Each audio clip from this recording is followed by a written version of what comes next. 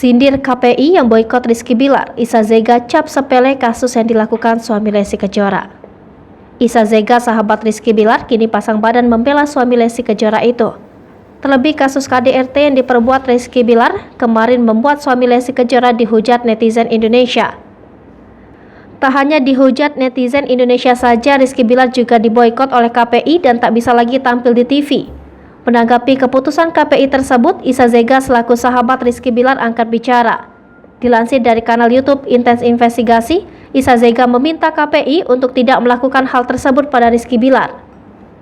Kemudian ia pun menyebut beberapa kasus besar yang dilakukan oleh rekan artis lain. Namun walaupun rekan artis lain melakukan kasus yang besar, menurut Isa Zega mereka masih dapat tampil di TV.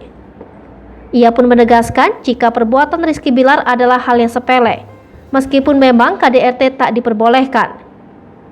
Kini setelah bebas dari kasus KDRT yang dilakukannya, Rizky Bilar justru sering menghindar dari awak media. Suami Lesti Kejora itu tampak selalu menundukkan kepalanya jika bertemu wartawan yang ingin mewawancarainya. Ia juga sering menjawab singkat pertanyaan wartawan.